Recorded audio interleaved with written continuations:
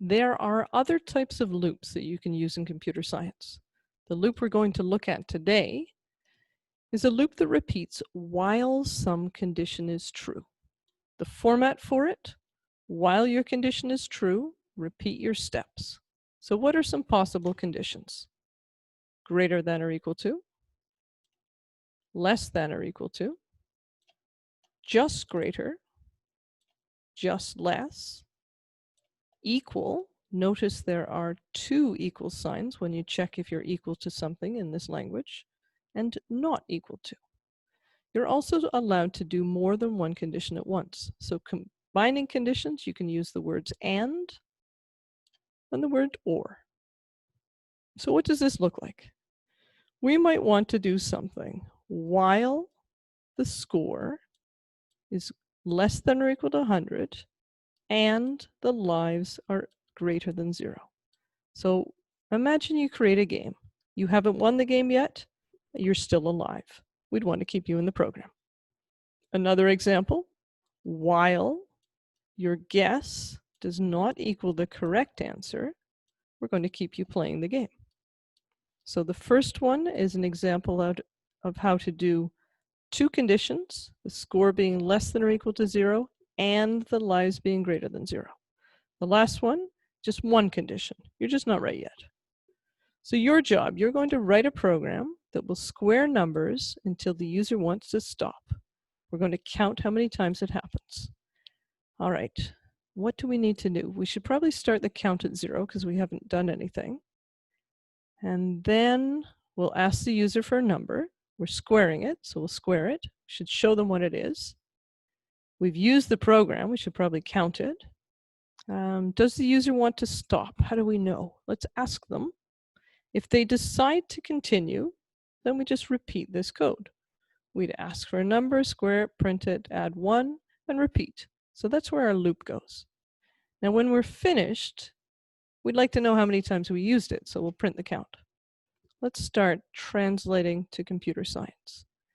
Start with the count at 0. So the variable could be called count, and we'll make it equal 0. This is the top of a loop. So this is our while something is true. So we could say while some variable repeat is equal to 1, we'll do the program. So if repeat is a variable and we want it to be equal to 1 to start, should probably make it equal 1. Ask user for number. That's an input. We'd say, please type in a number, and we'll store it in a useful variable name. Square the number. We know how to do that. Squaring was the 2 asterisks. Raise it to any exponent you want. The exponent we'd use would be 2.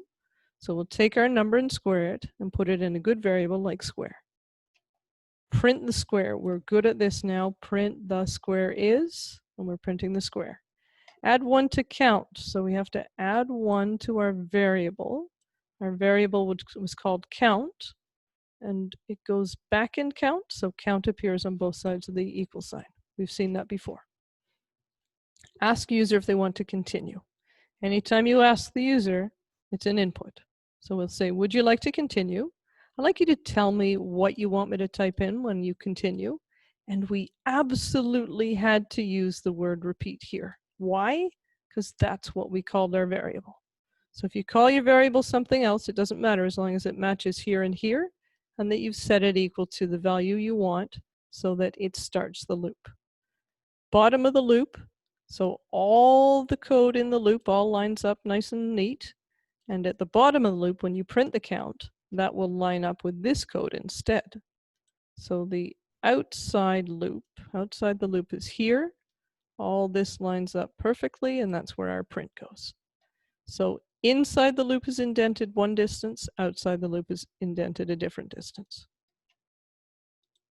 Okay. Your job, assignment 4A, you are asked to add some numbers. So let's look at our code and think about what we need and what we don't need. Add a series of numbers. So we're going to keep the loop. We're just not going to do anything with the squares. So I would just take those 2 lines out and put some other code instead. Now you've seen code in assignment 3A for adding numbers that involved a total. So we're going to put some code in here to find a total. Feel free to look at that code so you know what you're doing, but we definitely need a total in here, and anything to do with squares is out. All the other code you keep. So I would start by typing in all the code here, except for the 2 lines we've crossed out, and then figure out what you did with total before in 3A. When that works for you, save it, then save it as 4B. And we're just going to change it slightly in 4B. Instead of having the user type in a number, we're going to get that number randomly. So random numbers, these are so important for programmers. They help us design games. You can use them to decide what word appears, what options are available, who you face if you're in a battle scene, the speed at which something happens. The format, you must import random. So what does import do? Programmers are delightfully generous. There was a programmer who wrote some code to get random numbers, and this programmer said, I think everyone should use this.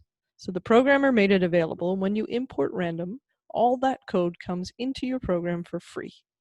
You can then use random.randint, designate the first number you want as your random number, and the last number you want, and then store it somewhere useful, like number.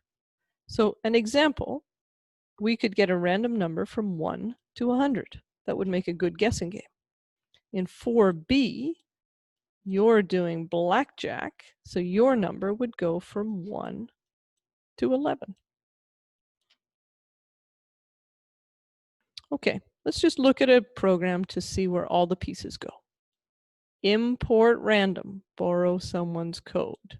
Repeat equals 1, and while repeat equals 1, we're going to get ourselves a random number. This program just gets 1 from 1 to 10. All it does is print it and see if you want to repeat. What does it look like? There's our random number. Press 1 if you want to repeat, so we'll do it again. 2's a random number, repeat. 5's a random number, repeat. 3's a random number, repeat. 10's a random number, repeat. 5's our random number, and you'll notice all these numbers between 1 and 10. And then when you decide you want to stop, as long as you don't type in 1, the code will end. So what do? 4A. Take that sample program, type it in, add a little bit of code to calculate a total. When it works, save it as 4B as well, and modify it slightly just by putting in some random numbers.